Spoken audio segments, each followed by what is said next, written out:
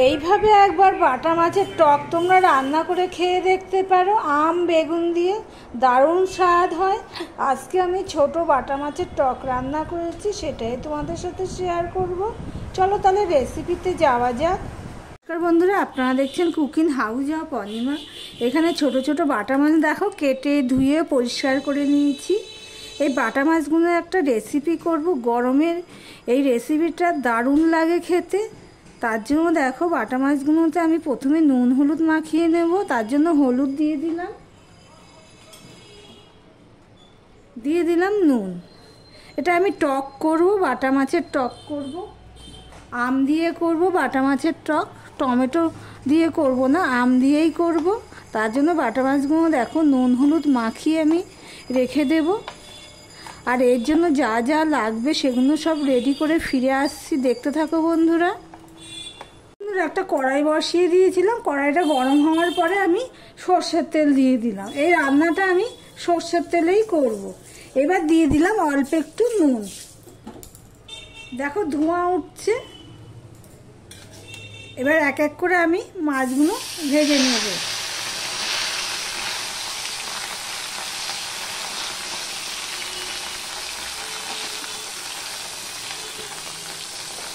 মাছের এক পিঠটা হয়ে গেছে, এবার আমি এটা উল্টে দিলাম।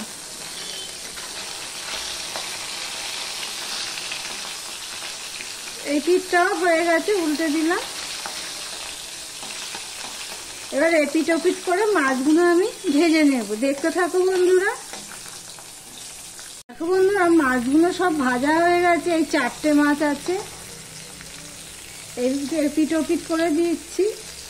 আর এখানে দেখো আমি বেগুন কেটে নিয়েছি, এইভাবে লম্বা লম্বা করে নিয়ে নিয়েছি। দেখো এখানে কাঁচা লঙ্কা, পেঁয়াজ আর 2-3 কোয়া রসুন আমি কেটে নিয়েছি। মাছগুলো সব ভাজা হয়ে গেছে।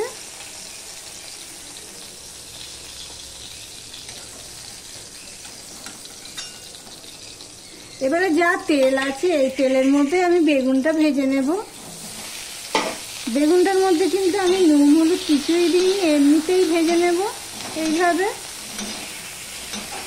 বেগুনটা ভেজে নিয়ে ফিরে আসছি, দেখতে থাকো বন্ধুরা। আর এই পর্যন্ত যারা ভিডিওটি দেখছো লাইক দিতে ভুলে গেছো, চট করে একটা লাইক করে দিও। দেখো বেগুনগুলো সব ভেজে তুলে নিয়েছি, তেল আর নেই। এবার দিয়ে দিচ্ছি সর্ষের তেল। এখানে দেখো অল্প একটুখানি 1/2 চামচের মতন হবে কালো জিরে, সেটা আমি দিয়ে দিলাম। প্লিজ লাইক দা ডাউনি, চট করে একটা লাইক দিয়ে দিও। এবার আমি দিয়ে দিচ্ছি পেঁয়াজ, কাঁচা লঙ্কা আর রসুন।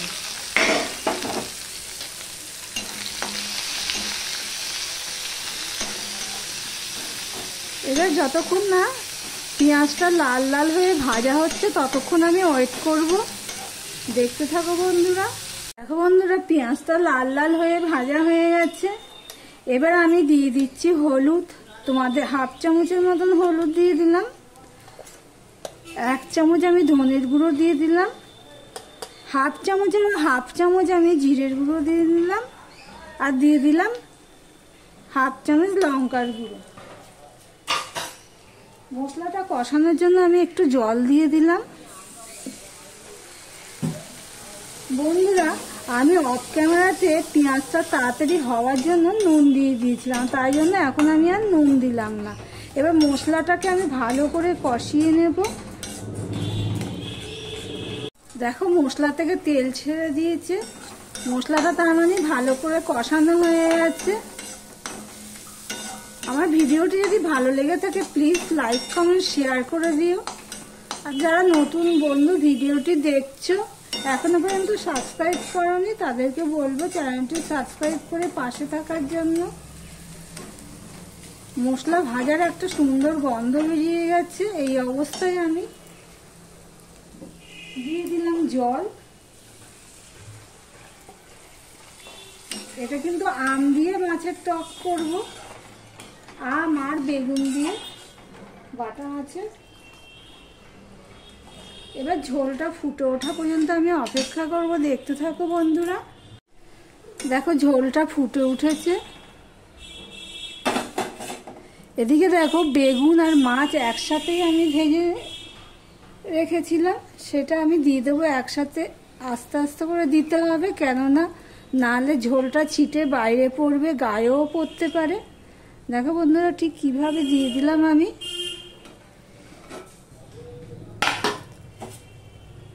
দেখবো আর একটু ঝোল লাগবে কি না, আর একটুখানি জল দেবো। আমটা কিন্তু আমি এখনো দিইনি।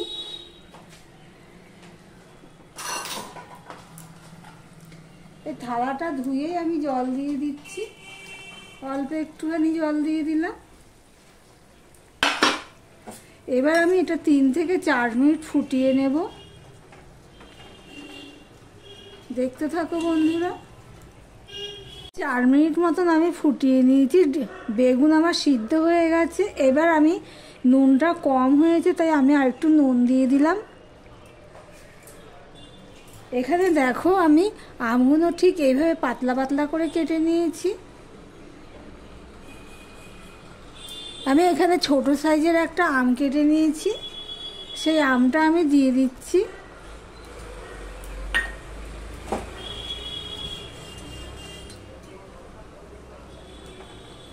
আমটা দিয়ে প্রায় আমি 2 মিনিটের মতন ঢাকা দিয়ে রান্না করে নেব, দেখতে থাকো বন্ধুরা। এরপরে আরও একটা জিনিস দেব, স্কিপ করো না বন্ধুরা। 2 মিনিট আমি ঢাকা দিয়ে আমি আমটা দিয়ে রেখে দিয়েছিলাম। মাঝে এসে একবার আমি এপিট ওপিট করে দিয়েছি আমটা, দেখি এবার সিদ্ধ হয়েছে নাকি।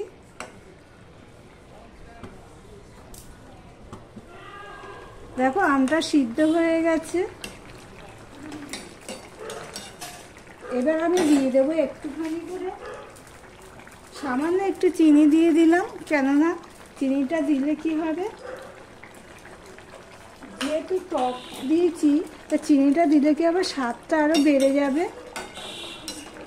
এবার আমি একটুখানি চিনিটা মিশিয়ে নিচ্ছি, নাহলে এক জায়গায় হয়ে যাবে, সেই জন্য।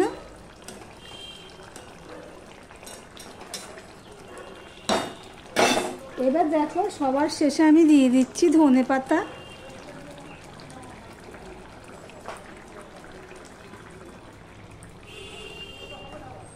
ধনেপাতাটা দিয়েও আমি একটুখানি হাফ মিনিটের মতন ফুটিয়ে নেব, তাহলে আর গ্যাস হবে না, কিন্তু খেতে ভালো হবে। এইভাবে একবার তোমরা ট্রাই করে দেখতে পারো, গরমে খুবই ভালো লাগে। ভাতটা ভালোভাবে তৃপ্তি করে খেয়ে নেবে। তাহলে গ্যাসটা অফ করে দিলাম, আর ভিডিওটা আজকের মতন এখানেই শেষ করলাম। আবার অন্য কোনো রেসিপি নিয়ে চলে আসবো, সঙ্গে থেকো বন্ধুরা।